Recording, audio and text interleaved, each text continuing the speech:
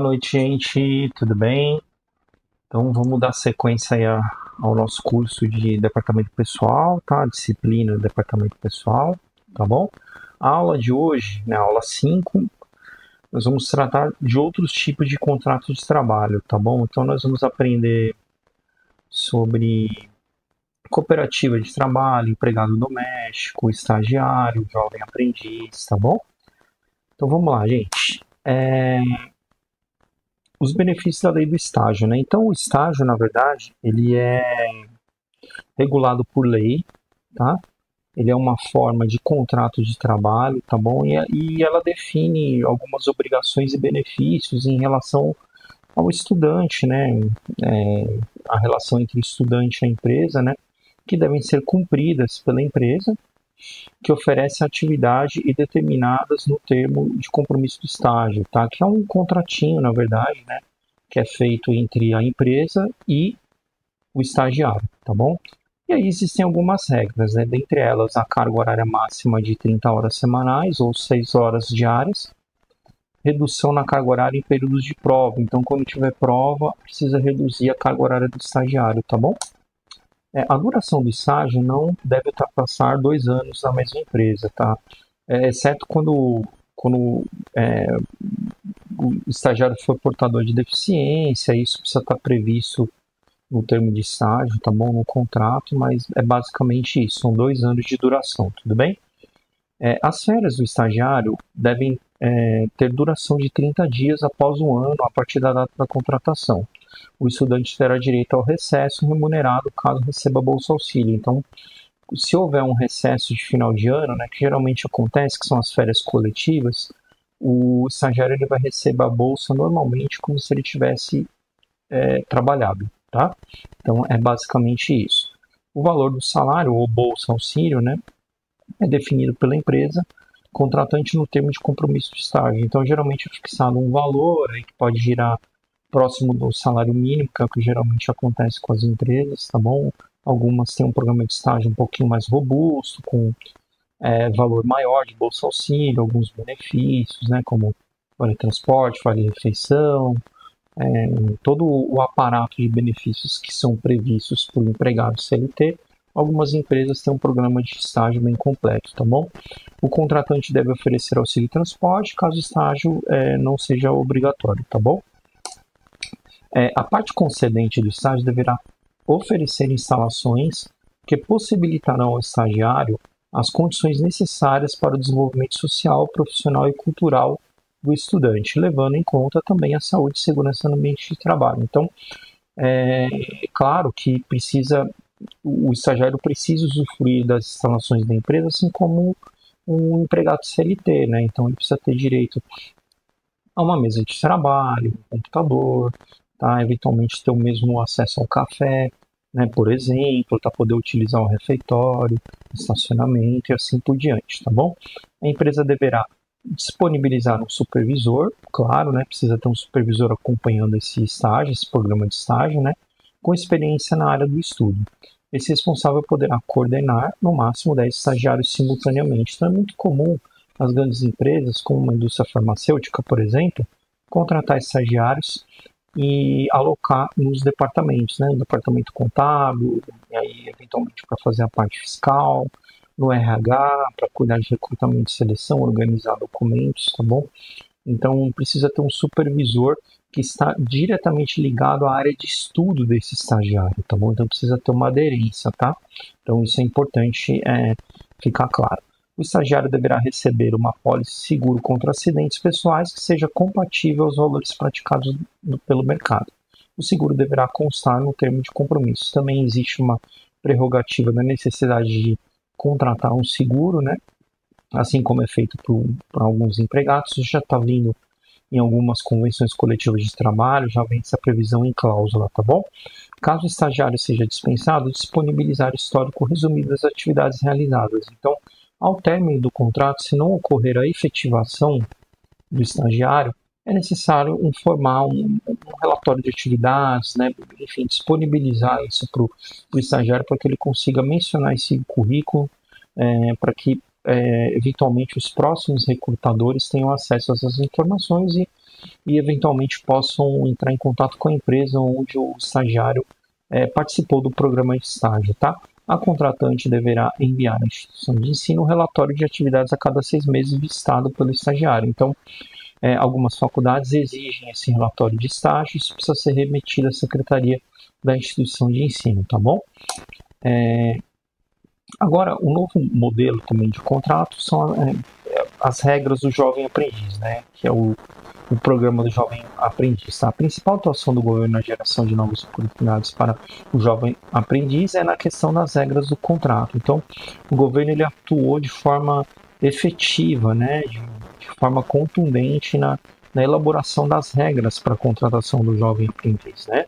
Sendo assim, é preciso sempre se manter atento aos critérios estabelecidos. Um deles diz respeito à idade, sendo a idade mínima de 14 anos para iniciar. Então, necessariamente precisa ter no mínimo 14 anos e precisa estar matriculado em uma instituição de ensino, tá? De preferência pública, mas também pode ser da rede privada, tá bom? Mas é necessário que esteja matriculado e esteja frequentando as aulas, tá? Isso é fundamental, isso faz parte do programa Jovem Aprendiz, tá? Abaixo nós temos algumas regras, né? Então o jovem aprendiz ele deve possuir entre 14 e 24 anos, não ter trabalhado com carteira de trabalho assinada anteriormente, então isso é fundamental porque o programa Jovem Aprendiz ele surgiu para ajudar esses jovens a adquirirem experiência. Então não faz sentido você contratar um jovem aprendiz que já tem uma experiência anterior, inclusive em carteira de trabalho, né, suprimindo essa demanda, absorvendo, né, essa demanda de experiência que o jovem precisa. Eu mesmo passei por isso, eu tive dificuldade, né, eu comecei como office boy a trabalhar e depois é que apareceu uma oportunidade para ir para o escritório. E o que atrapalhou um pouco foi a questão da experiência, então vai muito do network, né, da relação que eu tinha com pessoas, isso me ajudou. Mas o jovem aprendiz, ele não tem isso, então ele não tem experiência, ele precisa trabalhar, só que para trabalhar ele precisa um pontapé inicial, né? Então o programa Jovem Aprendiz veio para atender essa demanda, tá? O prazo do contrato é de no máximo 2 anos, a carga horária é de 30 horas semanais e cursar o ensino médio já ter concluído essa etapa escolar. Então é muito comum o jovem termina o ensino médio e ele precisa trabalhar para poder pagar um curso técnico, ou um curso profissionalizante, ou até mesmo cursar universidade, né, um curso de graduação, só que ele não tem experiência, ele nunca trabalhou, então ele pode entrar como jovem aprendiz, né, contar sempre com o apoio da família, e com o dinheiro que ele receber como jovem aprendiz, ele pode pagar um curso de graduação, que é o que geralmente acontece, tá bom?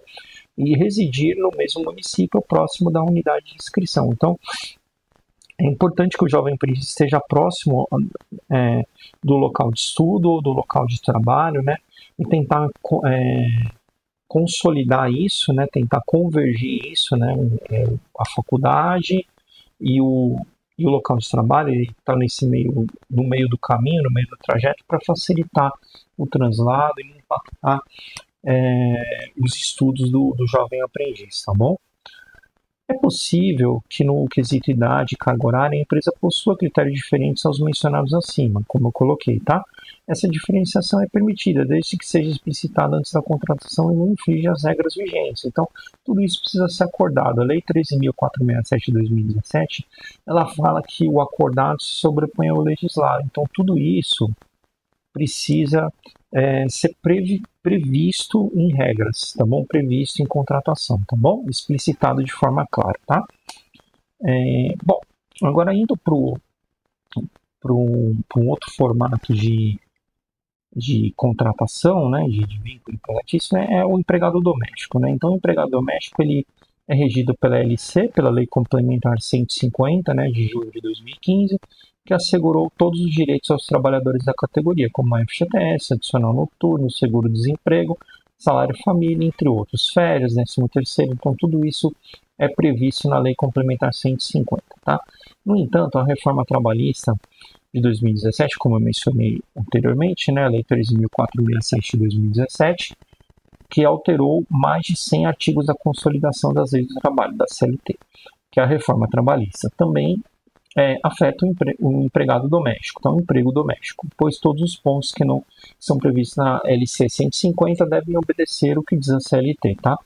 Então, o empregador ele deve fazer o cadastro dele, né, e da empregada diretamente no portal do social. Para isso, ele precisa do PIS, né, ou NIT, né, ou CPF do empregado, tá? E a partir daí ele vai gerar uma guia de recolhimento, né, que é a DAI social, né, para poder recolher o INSS, o Fundo de Garantia, e a fração da multa, né, a provisão da multa do FGTS rescisão, que também é recolhido nessa guia. Tá? Então, o que muda basicamente é isso, esse acréscimo aí da multa rescisória que você precisa provisionar já ir recolhendo mensalmente, que aí, quando chegar o momento do desligamento do empregado, o empregador doméstico não precisa fazer o recolhimento dessa multa rescisória porque ele já foi recolhido anteriormente, tá bom? Então, quando a pessoa física deseja contratar uma empregada doméstica, um empregado doméstico, né, uma governanta, um motorista, né, que trabalha para a família, um jardineiro, né, entre outros, um vigilante, né, para tomar conta da casa, enfim, né, existem várias atividades que se enquadram, um cuidador de idoso, inclusive, né, que se enquadra como empregado doméstico, né, um empregado do lar. O empregador, pessoa física, ele precisa ter uma conta Gov, né, precisa fazer o cadastro lá no social, tá? E aí fazer o cadastro do funcionário como um empregado normal, tá? Então tem uma aulinha que eu ensino a fazer o fechamento da folha de pagamento de empregada doméstica, tá? Aí na playlist, se você tiver interesse, pode dar uma olhadinha lá, tá bom? E assim que eu tiver oportunidade, eu vou fazer um passo a passo de admissão de um funcionário empregado doméstico, tá bom? Contratação de cooperativas para prestação de serviço. Então, a cooperativa, na verdade, ela funciona como uma sociedade, tá? Também é uma forma de você tomar serviço. Você pode contratar uma cooperativa, tá bom? Para fazer limpeza, conservação, manutenção, conservação, por exemplo, vigilância, tá? Então é possível você terceirizar isso. Existem algumas regras para as cooperativas, né, de prestação de serviço. Não subordinação do associado a ordens do tomador de serviço na sua atividade individual. Então, a pessoa que está lá, ela não pode se subordinar ao tomador de serviço. Ela presta serviço, ela está ali para atender uma determinada demanda, mas ela se reporta, tá? Ela responde por um encarregado dela, que também faz parte dessa cooperativa, tá bom? Impessoalidade, né? O serviço a ser prestado na tomadora não deve ser exercido sempre e obrigatoriamente pelo mesmo associado, então precisa ter um job rotation, tá? Precisa fazer uma rotação desse associado, mas com funcionários diversos com a mesma qualificação.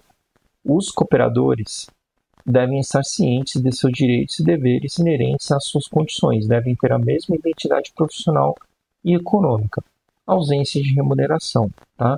Além disso, a empresa tomadora de serviço não pode ter tido qualquer vínculo com esse empregado que ingresse na cooperativa. Então, quem está contratando o serviço da cooperativa, em hipótese alguma, pode ter um vínculo ou ter tido um vínculo com algum cooperado, tá bom? Porque a cooperativa é uma associação de profissionais, de pessoas que vão prestar um determinado serviço, tá? E nem com ex-empregados. Claro, agora sócios fundadores ou diretores de cooperativas também contrataram, ainda é vedada a contratação da cooperativa com exclusividade. Então, esses pontos são importantes, tá?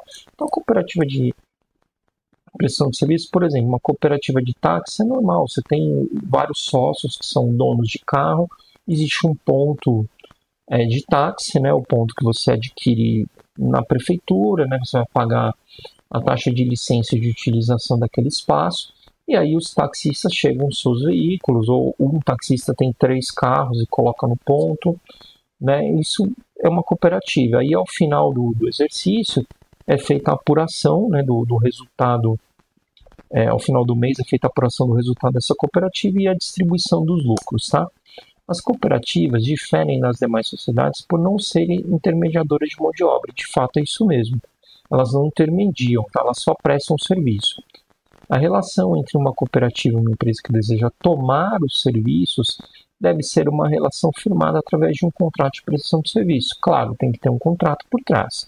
Todos os formatos de vínculo que eu coloquei nessa aula precisa existir um contrato por trás, tá bom? Para dar um respaldo legal, no qual deve ser previsto o preço, prazo, quantidade e qualidade dos serviços contratados, tá?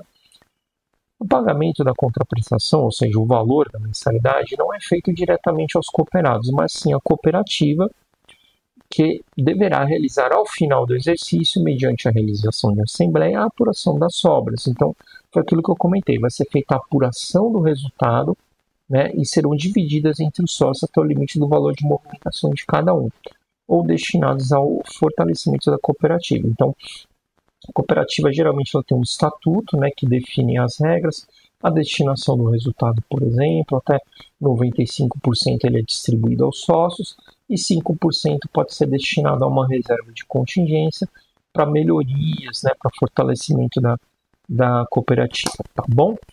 Então essa é a aula de hoje, eu espero que você tenha gostado. Se você gostou, por favor, deixe seu like, se inscreva no canal, porque ajuda o algoritmo do YouTube a entender que essa aula é importante e relevante, vai levar para os demais alunos também, tá bom? Eu desejo a você uma excelente semana.